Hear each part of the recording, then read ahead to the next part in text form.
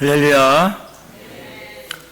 위기에 처했을 때 When in Crisis 라는 제목으로 같이 말씀을 하십니다. 여러분 뉴욕에 오래 사셔서 영어를 잘하시죠? 네. 한번 제가 묻겠습니다. 막다른 골목이라는 단어를 영어로 어떻게 해석하시겠어요? 막다른 골목. 제가 너무 몰라가지고 찾아봤어요. 구글 선생님한테 물어봤더니 데드 엔드 이렇게 나오더라고요. 네, 또 물어봤어요. 또 잘하는 사람한테 물어봤더니 No way out 이라는 말을 이렇게 알려주더라고요. 예, 탈출구가 없음 이런 뜻이. 여러분 혹시 인생을 살아가시면서 이 막다른 골목에 만나본 적 있나요? 더 이상 희망이 없고 더 이상 나는 이제 살 소망이 없다 하는 그런 순간까지 혹시 가보신 분이 있나요? 예. 그때 불안하고 두렵고 원망이 되어지고 낙심하게 되어지죠. 심지어 어떤 사람은 자기의 생명을 포기하기도 합니다. 여러분 이 땅에 사노라면 때때로 이러한 위기가 여러분 앞에 다가올 때가 있을 것입니다. 과거에도 그랬고 지금도 그런 삶을 겪어가는 사람도 있고 우리가 예수를 믿지만 앞으로도 그런 일이 없으리라는 것이 없다는 것입니다. 이런 일이 펼쳐질 때 우리는 과연 어떻게 해야 할까요? 오늘 본문의 말씀은 절대절명의 위기에 처해 있는 이스라엘 백성들의 상황을 적나라하게 보여주고 있습니다. 오늘 14절, 1절, 2절 보시면 모세가 이스라엘 백성들을 이끌고 홍해 바다와 믹돌 사이에 비하히롯 곳 앞 바할스본의 맞은편 바닷가에 장막을 치니라 이렇게 말씀하고 있습니다. 모세가 이스라엘 백성들을 이끌고 애굽을 탈출해서 출애굽해서 왔는데 앞에는 홍해요. 뒤에는 애굽 군대가 병거 600승을 이끌고 쫓아오고 있고 옆으로는 산이 있어서 올라갈 수가 없는 그 사면 초가에 이르게 된 것입니다. 믹돌이라는 말 1절에 2절에 보면 믹돌 사이에 믹돌이라는 말은 탑이라는 거예요. 성벽이라는 말이에요. 성벽 안에 갇히게 됐다는 말이에요. 이스라엘 사람들이 이제는 오도 가도 할 데가 없는 거예요. 사면 초가이고 절대절명의 위기에 있는 것입니다. 백성들은 모세에게 이렇게 얘기합니다. 모세여, 애굽에 매장지가 없어서 당신이 우리를 이곳까지 이끌고 왔습니까? 이 광야에서 우리를 죽게 하심이 어찌함입니까? 우리가 차라리 애굽에서 저 애굽 사람들을 섬기면서 살아가는 게 좋았습니다. 왜 우리를 여기까지 이끌고 와가지고 우리를 이렇게 죽게 만듭니까? 그러면서 모세를 원망합니다. 그들은 며칠 전까지 애굽에서 10가지 재앙을 만났고 10가지 재앙 가운데 구원한 하나님도 경험한 사람들이 그들이 지금 위기에 봉착해 있기 때문에 하나님도 원망하고 모세도 원망하고 그들이 절망과 낙심에 빠져 있는 거예요. 그때 모세가 이렇게 말씀합니다. 13절에 보면 모세가 백성에게 이르되 너희는 두려워하지 말고 13절 가만히 서서 여호와께서 오늘 너희를 위하여 행하시는 구원을 보라. 너희가 오늘 본 애굽 사람을 영원히 다시 보지 아니하리라. 여러분 이 말씀을 통해서 오늘 저와 여러분이 위기를 만났을 때 어떻게 하는지 하나님 가르쳐주고 계십니다. 첫째는 두려워하지 말라는 거예요. Don't be afraid. 두려워하지 말라. 여러분 위기에 처했을 때 두려워하면요 실수를 남발하고 더욱더 수렁에 빠지게 되는 것입니다. 그때 우리는 두려움이 사라지도록 하나님 앞에 기도해야 할 줄로 믿습니다. 세상에 돌아가는 상황과 여건 상황을 보면 우리에게 두려움을 주는 것들이 많이 있습니다.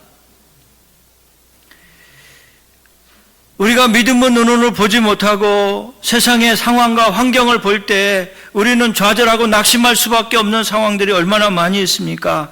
그런데 믿음의 눈으로 바라보아야 합니다. 우리를 온전케 하시고 우리를 지켜주시는 주님의 관점에서 바라보아야 할 줄로 믿습니다. 솔로몬은 어려움 당할 때 이것조차 지나가리라, 이것도 지나가리라 그렇게 얘기했습니다. 여러분, 이 사건도 언제 지나가는 것입니다.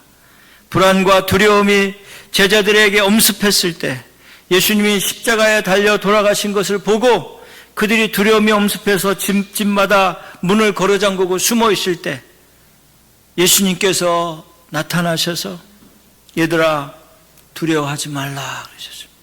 샬롬 be with you. 너희들 두려워하지 말라 그러면서 성령을 받으라 그러셨어요.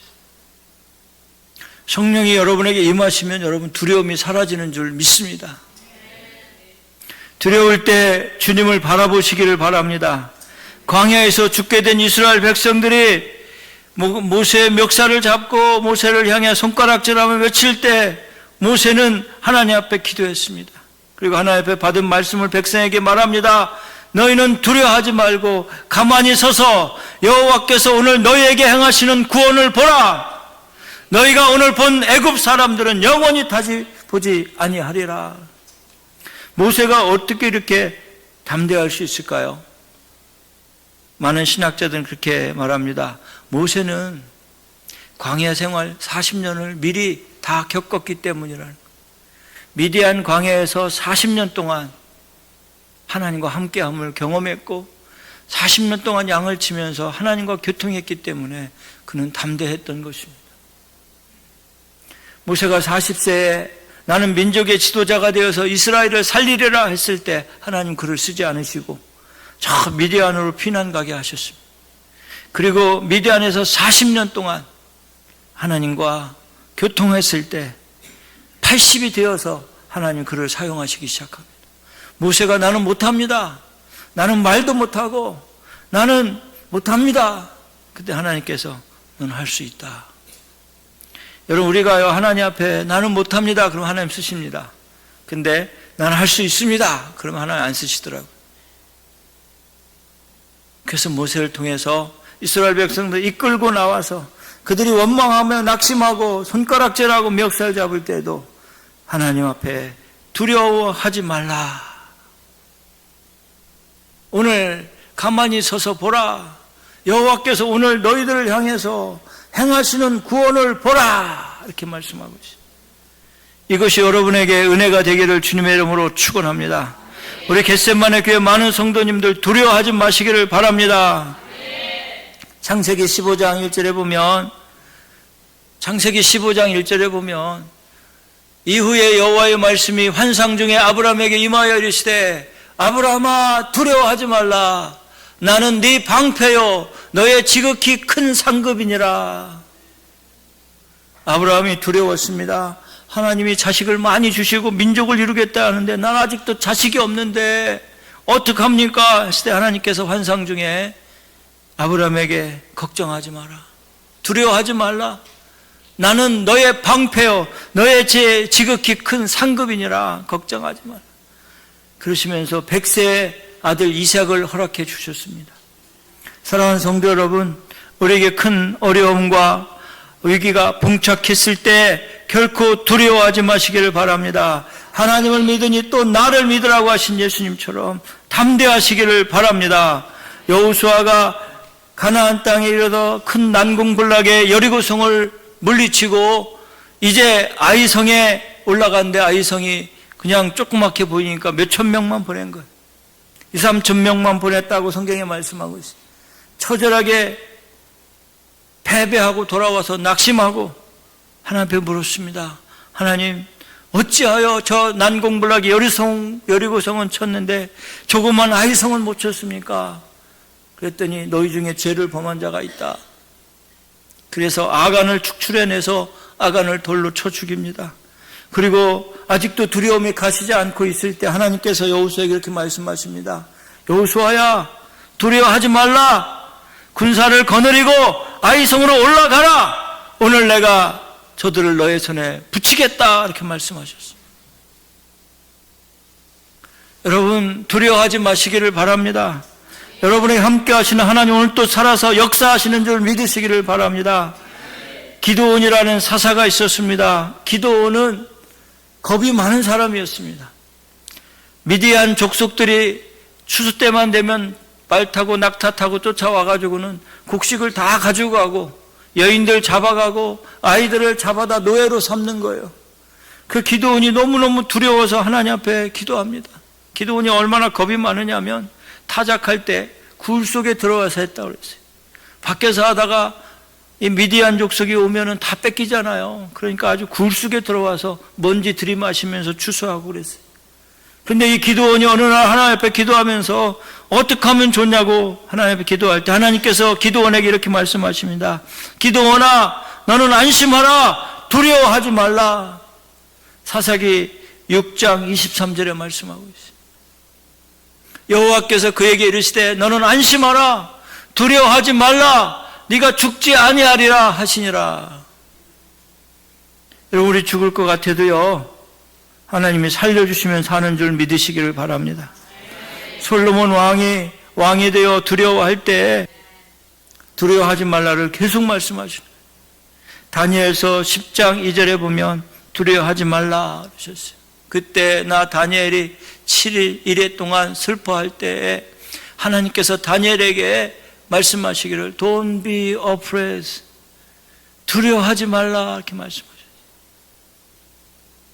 여러분 두려워하지 말라는 말씀을 가슴에 새기시기를 주님의 이름으로 축원합니다. 저도 신학교 다닐 때 여러 가지 위기를 겪을 때가 있었습니다. 시편 18편 1절에 보면 하나님이 저에게 이렇게 말씀을 주셨어요. 나의 힘이 되신 여호와여 내가 주를 사랑하나이다. 한번 따라해 주시겠어요? 나의 힘이 되신 여호와여 내가 주를 사랑하나이다. 2절 보시면 여호와는 나의 반석이시요 나의 요새시요 나의 건지시는 이시요 나의 하나님이시요 내가 그 안에 피할 나의 바위시요 나의 방패시요 나의 구원의 뿌리시요 나의 산성이시로다. 청년 때 제가 너무 힘들어서 낙심하고 좌절했을 때 어느 수련회를 갔는데 그때 강사가 충현교회 김창인 목사님이셨어요. 그분이 그러시더라고요. 나의 힘이 되신 여호와여 내가 주님을 사랑합니다. 그때 저도 그랬어요. 따라서 저 목사님의 하나님, 나의 하나님, 나의 힘이 되신 나의 하나님, 내가 주를 사랑합니다.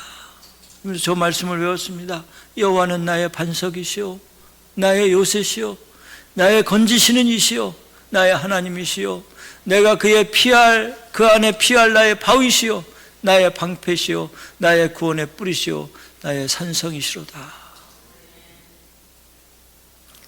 다윗이 사울 왕에게 쫓겨서 생명의 부지가 하루 어떻게 될지 모르는 촉각의 삶을 살아갈 때 죽음과 나 삶 사이에는 한 발자국밖에 되지 않는다고 고백하면서 하나님 앞에 기도했던 내용이 저겁니다. 나의 힘이 되신 여호와여 내가 주를 사랑하나이다. 내가 찬송받으실 여호와께 아뢰니 내 원수들에게서 나를 구원하시옵소서. 다윗의 기도가 여러분의 기도가 되기를 주님의 이름으로 축원합니다. 위기를 만났을 때 우리는 두려워하지 마시기를 바랍니다. 하나님이 여러분의 오른손을 붙잡고 있고 오늘 또 여전히 살아계셔서 낮과 밤을 교체시키면서 해와 달을 나타내주어 보여주시는 그 하나님, 오늘 또 살아계셔서 역사하시는 그분을 바라보고 두려워하지 마시기를 예수님의 이름으로 축원합니다. 두려움을 주는 것은 사탄이요 마귀요 귀신들입니다. 여러분이 주님의 자녀로 살지 못하도록 날마다 두려움에 휩싸여서 살도록 유혹하고 미혹하는 것이 악한 마귀요 사탄이요 귀신들입니다. 물리치시고 예수의 이름으로 담대하시기를 주님의 이름으로 축원합니다. 두 번째로 오늘 모세가 이스라엘 백성들에게 말씀하신 것은 가만히 서서라는 말입니다. 13절 보세요. 모세가 백성에게 이르되 너희는 두려워하지 말고 가만히 서서. 여호와께서 오늘 너희를 위하여 행하시는 구원을 보라. 가만히 서서라는 말은 홍해가 버티고 앞에서 버티고 있고 뒤에서 애국 군대가 추격하고 있고 좌우로 높은 산이 있기 때문에 어떻게 할 수가 없는 거예요. 뭐 하고 싶어도 할 수가 없는 거예요. 여러분 그거 겪어보신 적 있어요? 여러분 도저히 내 힘으로는 아무것도 할 수가 없는 거예요. 아무리 뛰고 아무리 해도 어떻게 할 수가 없는 거예요. 내 힘으로서는 전혀 할 수가 없는 거예요. 저도 목회하면서 뭘 좀 하려고 이렇게 애쓰고 힘쓰는데 하지 못할 때가 많이 있어요. 어떤 때는 오해도 받고 어떤 사람 유언비어도 막 퍼뜨리고 막 교회를 힘들게 하고 여러 가지가 있을 때 제가 어떻게 할 수 있는 게 아무것도 없는 거예요. 그래서 막 울고락불고락 하고 있을 때 하나님께서 자리에 그냥 눕히시더라고요. 어디 아픈 것도 아니에요. 근데 일어날 힘이 없는 거예요. 일어났다가 다시 쓰러지는 거예요. 어떻게 일어나서 뭘 할 수가 없는 거예요. 근데 누구한테 내가 어디 아프다 얘기를 할 수는 없는 거예요. 그냥 모든 몸에서 힘이 쫙 빠져가지고 일어날 수가 없는 거예요. 그래서 하루 종일 누워서 막 눈물 흘리며 기도도 하고 하나님 내가 이대로 끝나는 겁니까? 내가 이대로 죽는 겁니까? 막 기도하고 하나님께 다 포기하게 만드시는 거예요.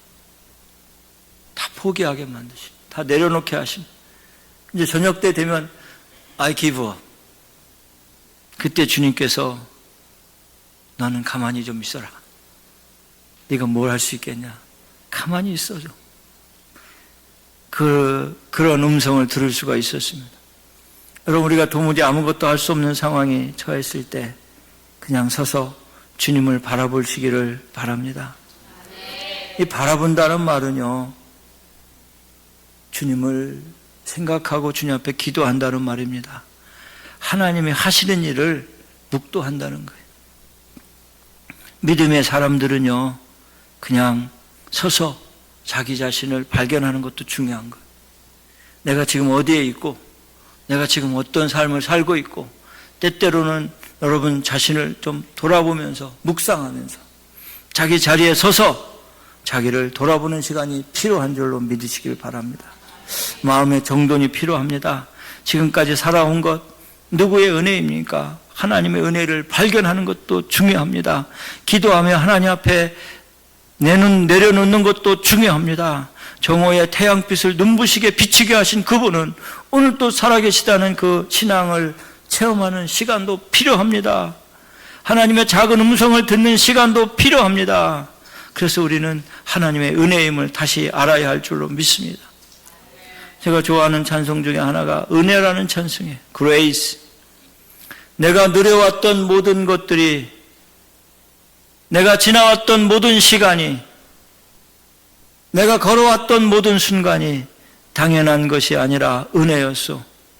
아침 해가 뜨고 저녁에 노을, 볼의 꽃향기와 가을의 열매, 변하는 계절의 모든 순간이 당연한 것 아니라 하나님의 은혜였어.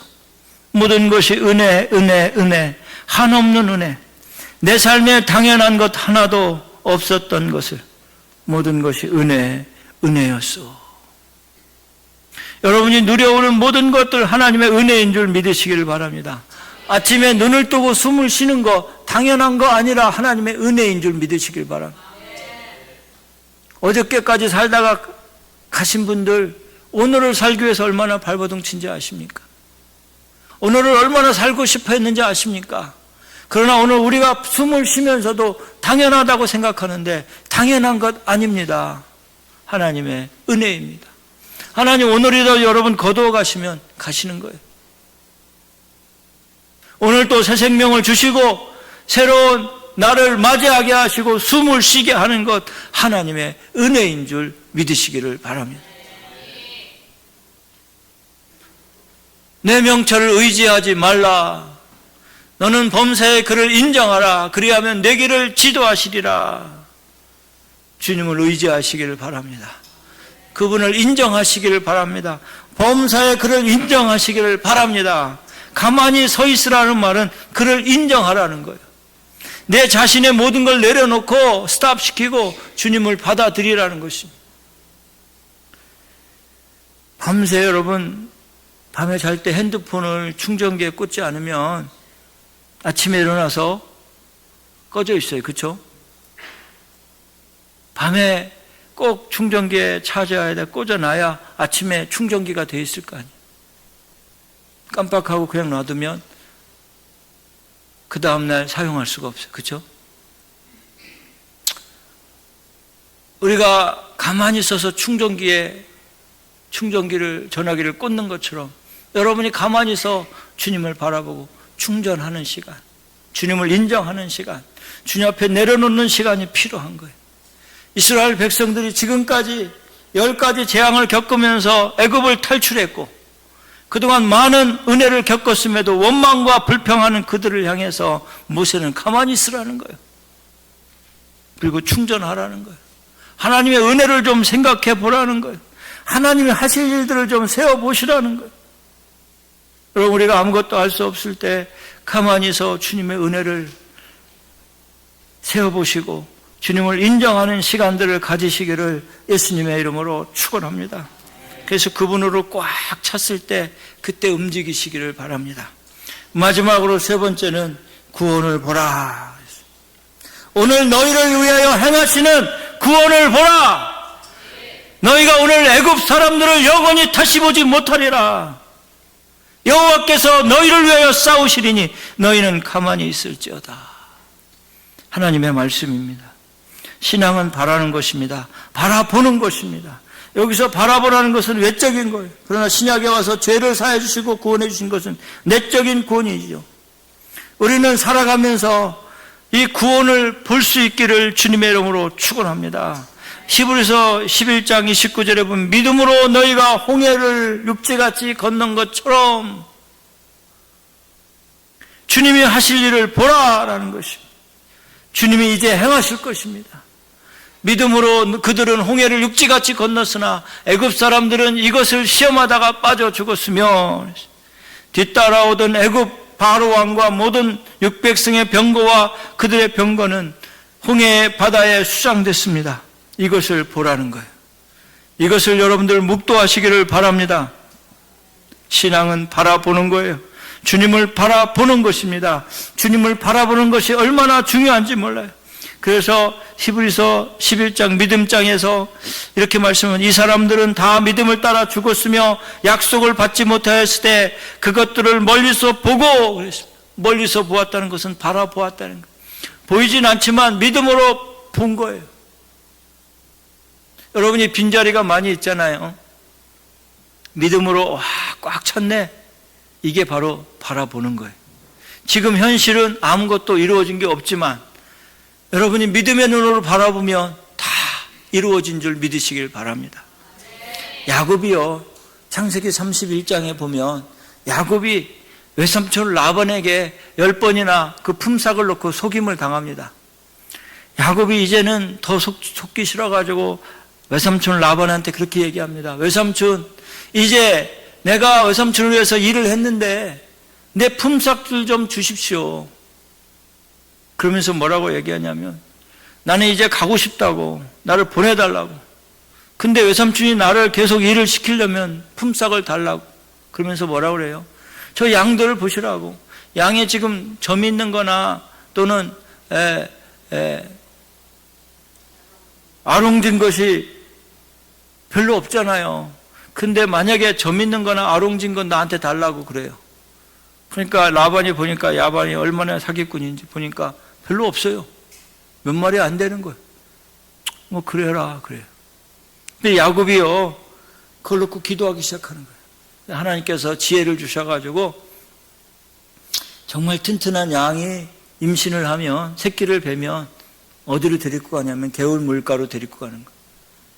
성경을 잘 보시면 버드나무, 살구나무, 신풍나무 푸른 가지를 다 껍데기를 벗기면 하얀 점이 나오는 거예요.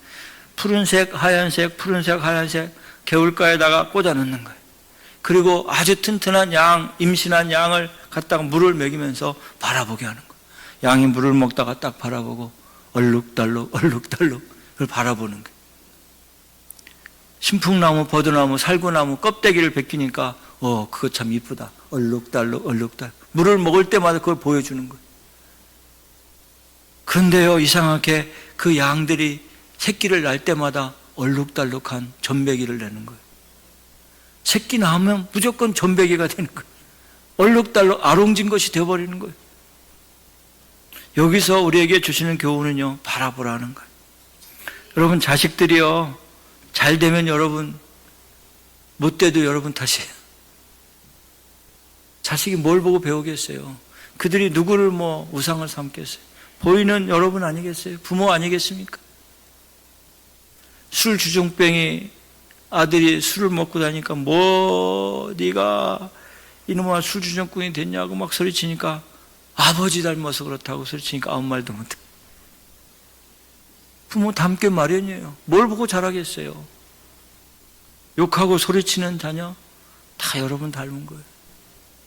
어떡하겠어요? 여러분이 낳아서 여러분이 키우다가 그렇게 됐는데 그때마다 안고 기도해야 되지 않겠어요? 자식이 속일 썩으면 무얼 먹고 누구 닮아서 이러면 누구 닮았겠어요? 여러분 닮았. 이게 바라보는 법칙이죠.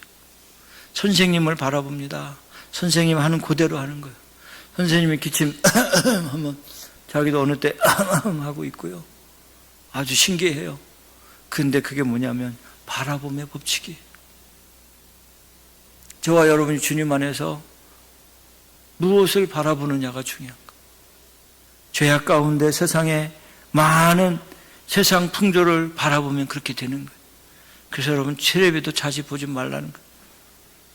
텔레비를 안 보는 거예요.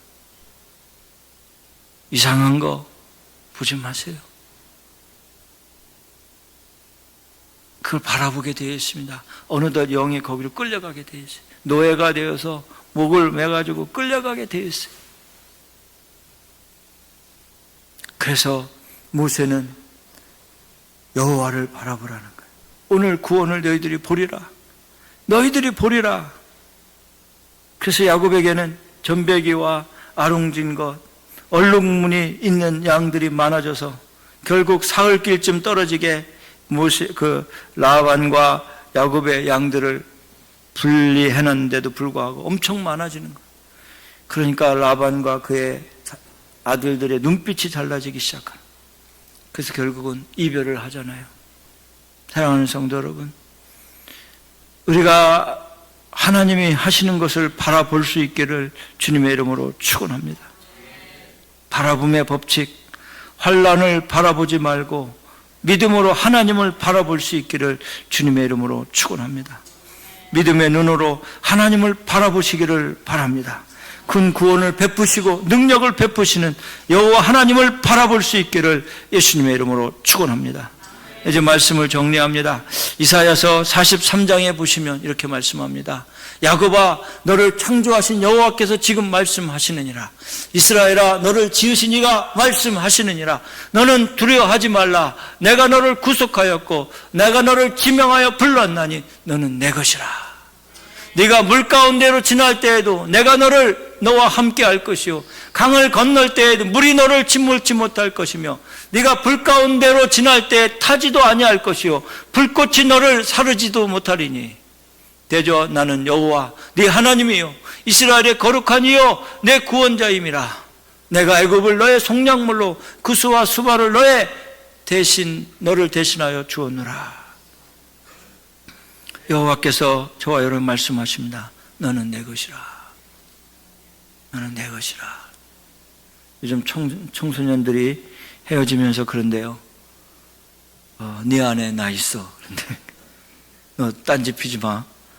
네 안에 나 있어. 그런데 주님 오늘 저와 여러분을 찜해 놓으시고 너는 내 것이다.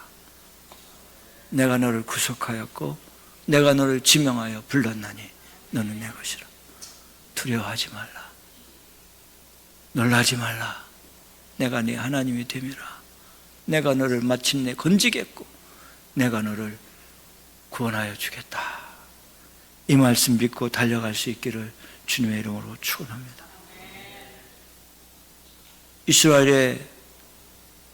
이스라엘과 지금 하마스가 전쟁이 나고 있는데 비참하게 살육당한 이스라엘 사람들이 인터뷰하더라고요.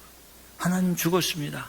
하나님이 살아계시면 이렇게 아이들이 유괴당하고 처참하게 죽을 수 있습니까? 하나님 죽었습니다.